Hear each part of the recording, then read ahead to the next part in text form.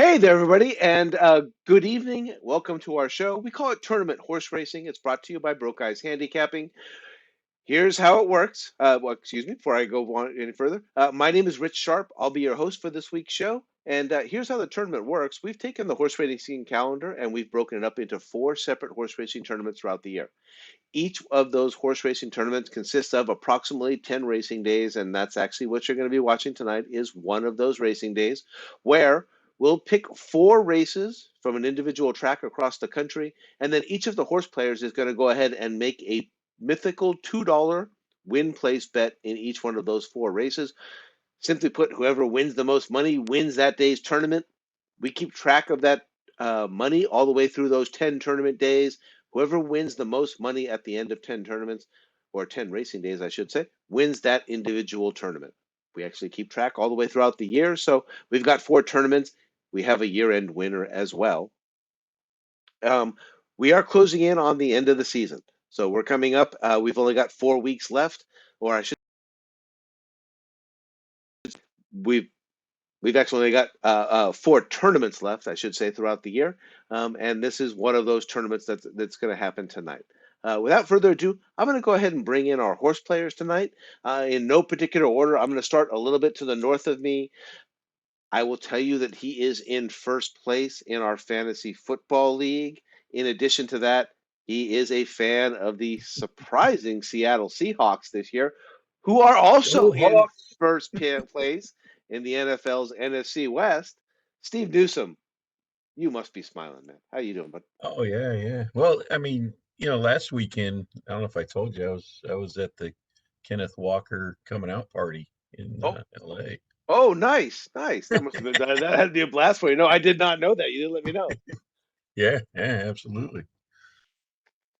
Okay, I'm going to go ahead and swing all the way across the country. I'm going to head all the way up to Long Island, New York.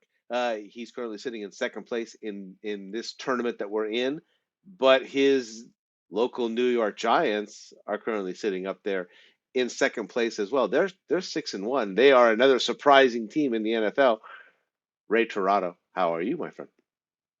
Doing good, yeah. Very surprised. Actually, we're going up to Seattle to face the boys up there, so Yeah, it Oh, should be a good I, game. we Steve, got a I'll battle join you going for a on this beer weekend.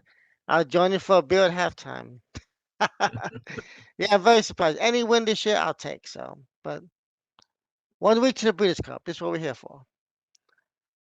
All right, and finally, last but not least, down here in Temecula, California, he's also a good friend of mine. He is a fan of the Las Vegas Raiders, who I firmly believe are actually going to make a run at this before the end of the season is over. Joe English, how are you, my friend? I'm last in the fantasy league, Rich. That's how I am. Yeah, Otherwise, doing all right. I didn't want to bring up that. It's okay. I I, certainly I didn't want to like bring. transparency. Yeah. I was king and kicked everybody's ass last year, so this is my comeuppance for doing that, I guess. Well, as long as we're going to throw you in the trash with that, he's also a Laker fan, and well, we'll leave it there. that, Actually, I haven't watched any of that debacle Another yet. Uh, slap. Boom. yeah, that's how it's just Uh, going for some of Great. us. That's Thanks. Just kick a guy while he's down, Rich. Good job. oh boy, Lakers. well, there it is, folks. There's the horse players that will be the ones making your picks for this evening. Without further ado, I'm going to go ahead and start sharing my screen with you. And what I'll do is I'll go ahead and take you through what happened last week on Tournament Horse Racing. We went out to Baltimore. It was Maryland Millions Day at Laurel Racetrack. They're just outside of Baltimore. And we got together for some beer and some crab cakes. Actually, it was just me and Ray on the show last week. Steve, you did grace us with your picks and things like that. So those were the text picks that were in for you. Joe, we did not get your picks in last week, but there you see. Again, as I mentioned, sometimes we don't always put up big numbers here. As a matter of fact, the numbers that you're seeing there are from being a chalk eating weasel. I got the favorite in the first race. I think her name was Cheekiness, and I also had the favorite in the last race, which was Our Nation on Parade. That amounted up to $16.20. That did get me the victory for the day. As you see there, Steve and Ray kind of tied up there for second place. And that'll take us out to our summary for the fourth quarter. We're going to go ahead and take a look. Next week, we will take our first peek as we get ready for the Breeders' Cup. We'll also take a look at what our year-end stats are looking like so far for this year. As you see there, that was enough to push me past Ray by about $5. I've got 2 wins on the season, and Ray's got 3. Joe's got 1. Nobody's really out of it. Nobody has run off with the road to the Breeders' Cup so far. And don't forget that next week, after this week's split that we have that's going to go on, we will go ahead and give you 3 tournaments in just those 2-day period of times. They are all encompassing the Breeders' Cup races. So today's races are going to be split between Belmont at Aqueduct, BAQ, as we'll become familiar with tonight, where we'll go to Belmont, where they have the Kelso and the Bold Ruler Stakes. And then we'll come back out here to Santa Anita, where we have the Goldie Cova Stakes and the Twilight Derby. We are going to go ahead and we are going to start at the aforementioned Belmont at Aqueduct. They are doing some improvements there at Belmont Racetrack, so they are currently racing at Aqueduct. And we're going to go ahead and we're going to start off in race number 5. They are going 1 mile on the main track. It is the Kelso Handicap. Purse is $300,000 for 3-year-olds and upward. And your morning line favorite is out there in post number 6. He's been on this show a couple of times already. His name's Baby Yoda. He's trained by William Mott and ridden by Javier Castellano. 6-5 on the Belmont morning line. And again, as I mentioned, Steve, you're going to go ahead and kick us off tonight. Again, your first place in the fantasy league, Seahawks fan, things are rolling your way. Who do you like? Yeah, I'm going to try to beat the favorite here. I'm going to go with Check Queen King, the 1. Got Angel Suarez on board. Him and the owner Capiano are winning at a 42% clip in 12 races. But the horse is 2-1-0 and 3 at the distance. Won his last 3 races. Rail Post is winning at a 23% clip.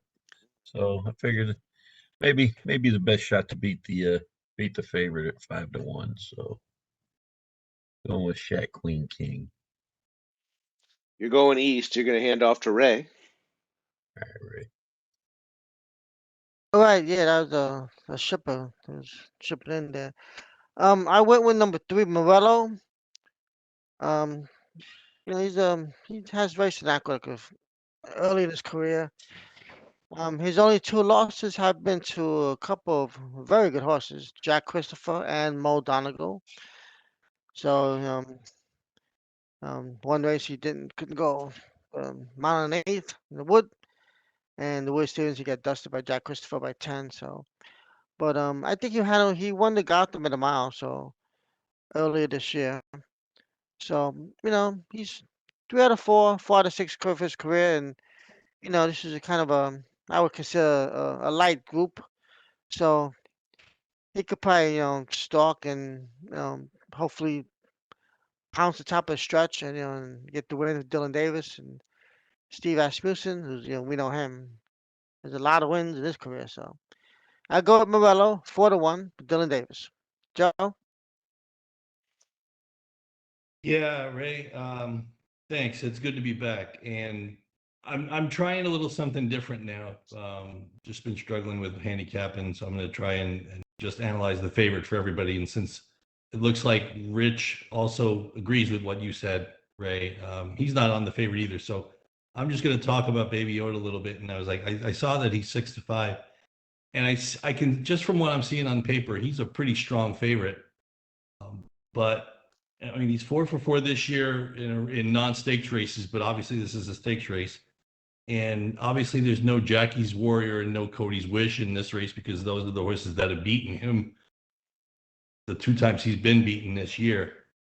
The only thing that concerns me about him is that the last race was, the pace was kind of slow-ish. As you can see, the -8 and -7 for the second call pace figures on the screen there. The pace was a little slow, so obviously it flattered his style, and he was able to win by 10 lengths in a race that he was supposed to win, given that he was basically 1-2 in the betting, and he only beat 4 other runners. So is he a strong favorite? Yes. Is he a cinch? Not necessarily, in my opinion. So it looks like the guys are trying to beat him. Excuse me. So I'm going to pass it off to Rich. Rich, if you had any more opinions on what Ray added to Morello, it looked like you picked him in this spot. Strangely enough, me and Ray seem to be linked. We were the two on the show last week, and we had some problems last week with picking the same horses. And it looks like it's going to Yeah. be, and Mr. Schreier, it looks like it's just going to keep continuing on. I'm not going to switch this week. I'm not going to switch over to the chalk. I'm going to go ahead and stick with Morello. I kind of caught the same thing that you did, that Jack Christopher and Mo Donegal. Mo Donegal, I believe, won the Belmont Stakes. And Jack Christopher is a solid horse in himself. Other than that, the horse has been perfect. As you see there, at BAQ, the nice little moniker that we're going to get tonight, he's 3 for 4. So at Belmont at Aqueduct, we just used to call it Aqueduct. Anyway, I stuck with Morel.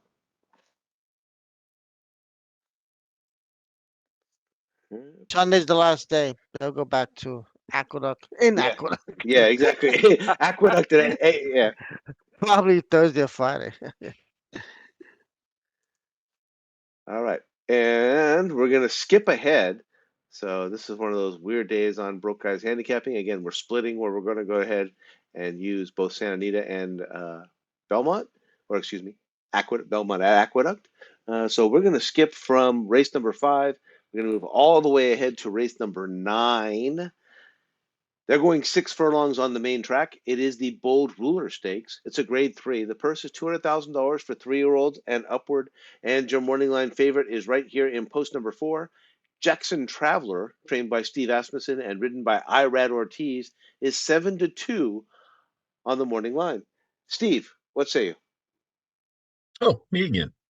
Oh, I'd like excuse me. I'm sorry. I Josh. gave you, that's right. I apologize. I looked down at the wrong. Ray, you're going to go ahead and kick us off here. Oh, okay. Yeah, I'm on this lukewarm favorite, if you want to call it, Jackson Traveler with Irad Ortiz. I believe he's leading the um, the meet wins. Maybe not. He's 24% anyway. But this horse coming off a slight layoff. He ran in the Pimlico. He's actually shipping in. He has run an Aqueduct with a couple seconds. I think this the distance fits him. He's raced 14 times. He's 13 in the money at 6 furlongs. So he's formidable here. He should get a good trip. He's been running some slight stake races. Should be on the lead or close to the lead, so he shouldn't have any traffic problems. And if he's, I'm sure Asmussen has him ready for this race. Been working out pretty good, decently. So I'll go with Jackson Traveler. Definitely picks up the jockey upgrades for Ortiz, and so he's carrying high weight, so it's a little concerning to me, but it's only a few pounds, so he could carry 125. So Jackson Traveler for me for the very popular West Point Thoroughbreds. And if they win, watch out. They might have a lot of people in the winner circle. So who's next, Joe? Joe.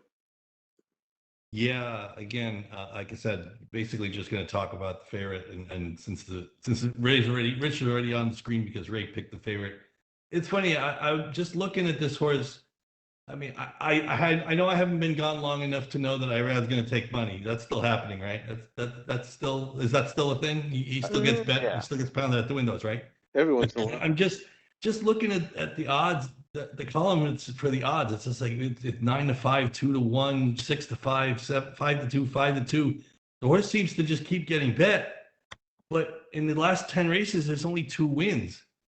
And obviously, like I said, I think Irad's going to take money here. So if he's the favorite already on the morning line, he's probably going to get bet down to probably 2-1, 5-2. And the horse that doesn't necessarily look like he likes to win, this is a horse I would really rather try to beat if I were handicapping the race.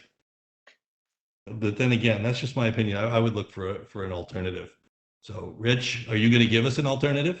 Yeah, mine was I looked at this race, and one of the things that caught my attention was it seems like we have a number of very solid horses like that, but who are also a little older, right? We've got a few 8-year-olds that are in this race that have some good morning line odds. Um, and as you see here, there's another 8-year-old, and Jackson Traveler. Actually, Jackson Traveler is a 4-year-old, so the favorite himself. I see one by the Factor who's 6 years old. There's another 8-year-old in the 2 spot, and Miraz, who was an interesting pick for me with Flavian Pratt and Chad Summers there. I really did like the fact that this horse had won 2 in a row, kind of overseas, and then comes here and finishes third. Looked very solid. In the end, I decided to go ahead and go all the way to the outside, and I took the 8. I like Running Son of a Gun. This is a 3-year-old. Joe and Ray are going to keep me honest and sit there and say, yeah, all you want. Anybody who buy Gun Runner, and Rich is going to have a preference. Rich is going to have a preference for him, even if Kendrick Carmouche is riding him, and I'm not necessarily that crazy about Kendrick Carmouche. But I did like the idea that he was a 3-year-old. He hasn't won a lot. He's 3 for 10, but as you see at BAQ, he's 2 for 3. He ran the Amsterdam. He did ran in the Allen Jerkins, and he was also in the Gallant Bob.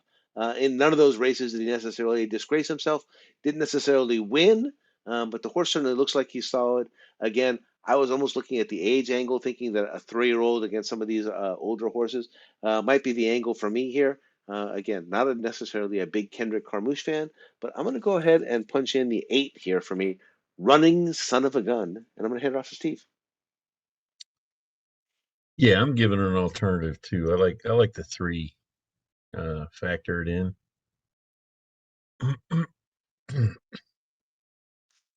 So, this horse is won a few races. Won 2 of its last 3. Has won 3 at the distance. Had a nice 4-4-long workout there on the 9th of October. Jockey Ruiz, he's 20% with sprints. So yeah, I'm gonna go with a 8-to-1 shot here, factored in. Yeah, and I do love the Factor and his offspring in sprints. He was good at that himself. All right. See that for everybody? All right, I had to take a quick break, so I'm gonna step out for a second. All right. You're not up first anyway, so we'll go ahead and move along here. And we're not only going to move along, we're going to move all the way across the country. We're coming to the West Coast. We are going to go ahead and switch over to, my favorite race place, the Great Race Place, if you like, Santa Anita Racetrack there in Arcadia, California. Again, just a week to go before the Breeders' Cup, and they've got some nice ones. Joe and Ray, you guys again kind of keep me on. So this is a race that kind of keeps moving around. It's the Goldacova Stakes. I know it has been on occasion on the same day as Breeders' Cup, like earlier in the card before they get to the big races. And then I remember one year it was the day after. It was on a Sunday when they had the Breeders' Cup races there on a Saturday. So this time it comes a week before. It is race number 3 at the Santa Anita card. They're going 1 mile on the turf. Again, it is the Goldacova Stakes. And back in a previous iteration of life, I would have told you all about Goldacova because she was a superstar out here. Purse is $200,000 for fillies and mares, 3-year-olds and upward. And your morning line favorite is in post number 5. You know what? Speaking of superstars, this one looked like she had that going for her at one point in time. Going Global, trained by Phil D'Amato and ridden by Umberto Rispoli, is 4-5 on the Santa Anita morning line. And up first is, well, you know what, Mr. English, tell us about Going Global.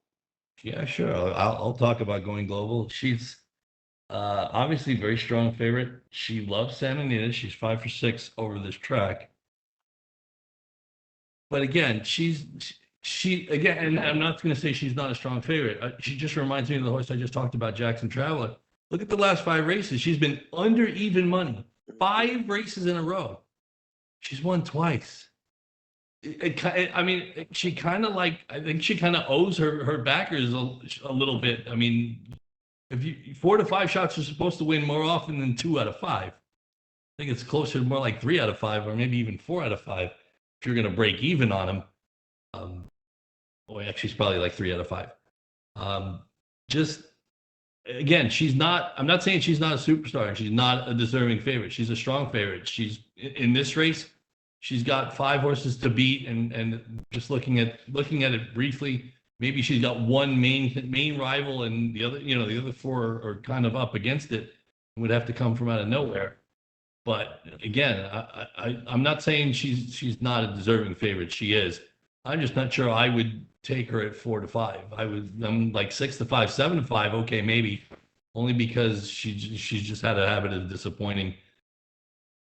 If you're betting her on the win end, or if you're singling her in pick 4s and pick 5s.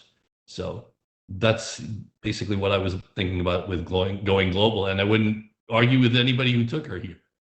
But in a tournament style, I would probably avoid her. I unfortunately did not. I did end up on going global in this particular race. I struggled with it. I really did want to go in a different direction. As a matter of fact, for those of you who watch this show, and you'll actually see this come up in the next race, but there was an East Coast horse who's got a lot of pedigree that's derived from Gulfstream Park, Caracazzi, who was by Kara Conti, Joe and Ray once again, one of my favorite sires, as you guys know. I really thought about going with this horse. I really did like that East Coast. You guys know how much I like that East Coast turf horses coming over here to the West Coast. So this one was up on my radar. So were a couple other ones, but in the end I did end up going global. If you look here, this last race had a real hot pace for a turf race going 1.125 miles. It was the John C. Maybe there at Del Mar, and they kind of worked them pretty good, which I believe set it up for Avenue de France, who came and did kind of score a nice victory there in the rivalry with going global. These two have gone back and forth. I shouldn't say gone back and forth. They've gone at each other a few times, and that was the first time that Avenue de France actually was able to dethrone going global. I don't see that kind of a hot pace again for this particular race. There was a horse actually who I thought, again, another one that I thought, this Burgoo Alley, who does have good pace figures, and I thought possibly, could be a pace player in there and things like that. But I'm going to go ahead and go back to going global. I do believe that she's a real solid horse. I think the pace won't work out as hot in this particular race, so I ended up eating the chalk, and I took the 5. And with that, I will hand it off to Steve. Yeah, I tried to beat the favorite again, so I went with Avenue de France. Heck, one you beat them the last time, or beat it the last time, so I'm gonna go with Avenue de France here. Yeah, the jockey trainer combination there winning at 40%. Of course, only 5 races, but it's all right. So, yeah. That horse has won 3 of the last 5, so I figure at 5-2, hopefully get first or second here.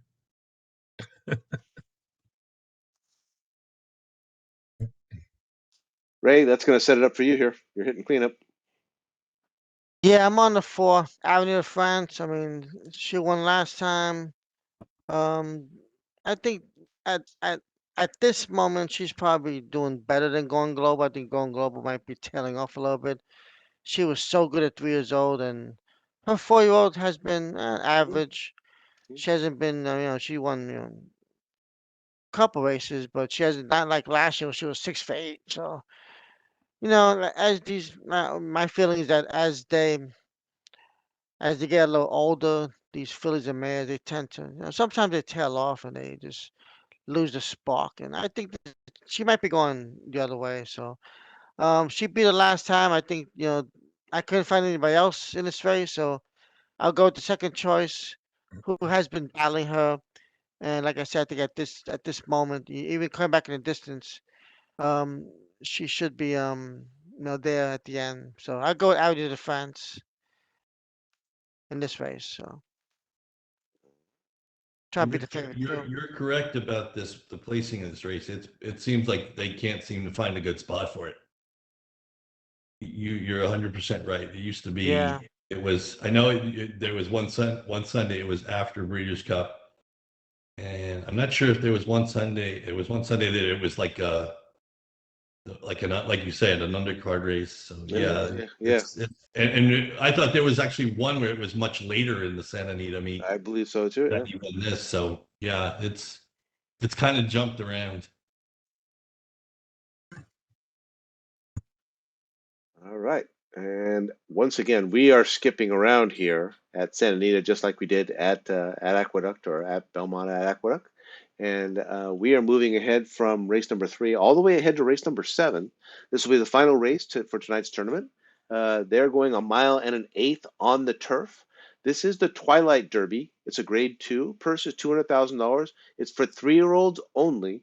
And your morning line favorite is I believe it's in post number 9, all the way on the outside.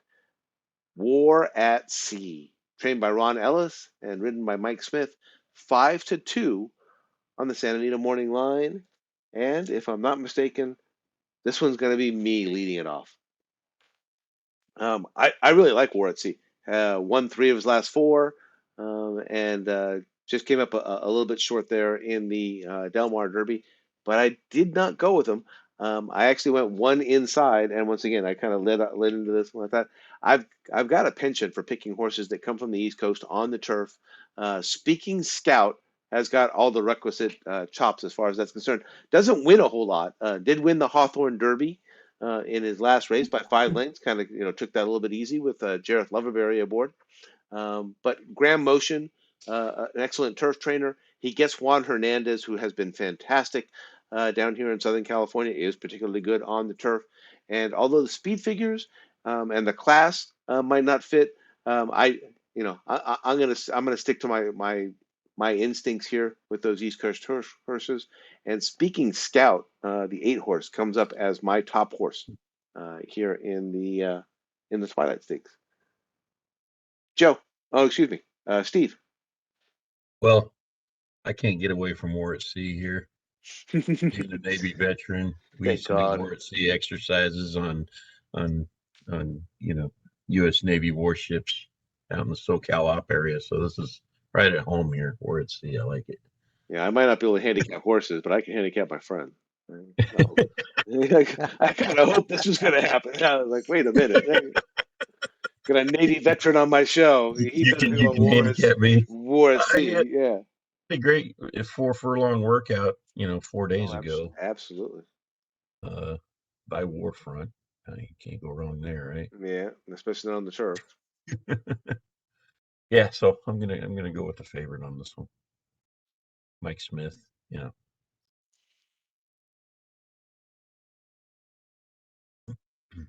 All right. As What's the up, as Joe? as the Phillies close out game 1 against the Astros, go ahead and hand it off to Mr. Torado. Oh, I'm hoping this race has a lot of speed, good pace. I'm going with a little closer here. Number 4, Handy Dandy, Peter Miller, with Mr. Humberto Rispoli, who does very well on the turf. Um, he had some good races in the spring at Santa Anita's. They've been having him. He's been having him race in the optional claiming, 9 winners of 1. So it's a little step up, but he's been running well. 8 races, 8 in the money, 6 in the exacta. So I'm looking for first or second. He's 6-1. So get a nice second place finish or win and get some bucks there. So he should be in the race. He's gonna probably need some pace, like two races back where they went blistering out there, as you can see. Like Joe mentioned before, the plus 22, plus 19, those are fast fractions, and he came up to come in second. And next time he won, a little slower pace. So he seems to be versatile. He's in good form. That's why I like him. Has just come off a slight layoff, so he'll be a little fresh.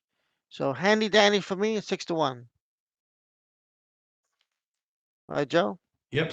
Yeah, like I said, I'm only looking at favorites for this week's show, and War at Sea. I looked at, and I didn't see the last race, obviously, so I did not see the stumble, and I did not see how bad it was, and I haven't had a chance to look back at it, so I can't really comment on it. But obviously, he could not overcome that stumble to slow down Andy last time.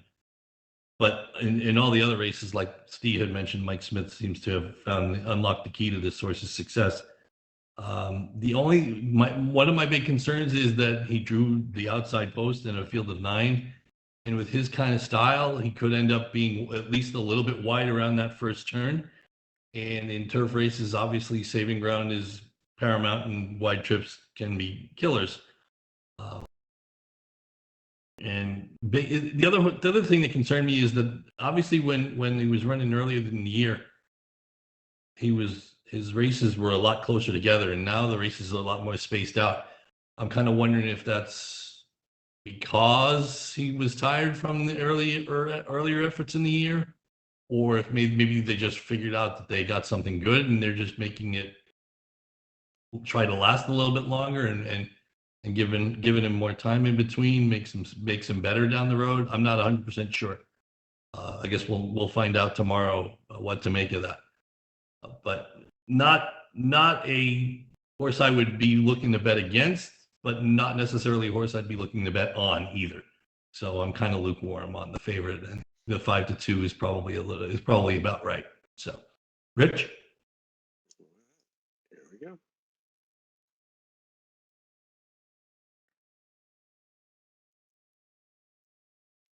All right, so I'm going to take a look at your picks, make sure I got everything correct there.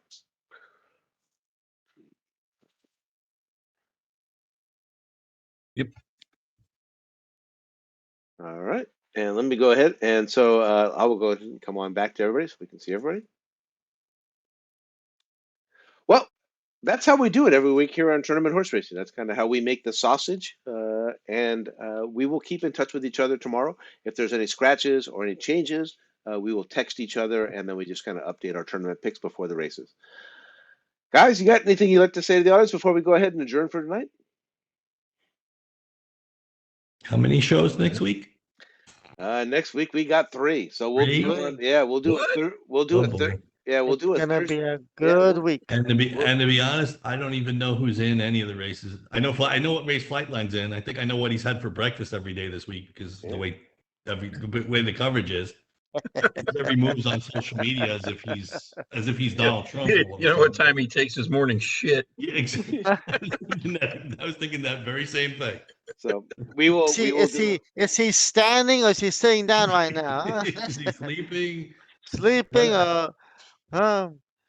So we'll do a special Thursday night show. That'll encompass the first night of the Breeders' Cup, and then we'll come back and we'll do a full 1-hour show.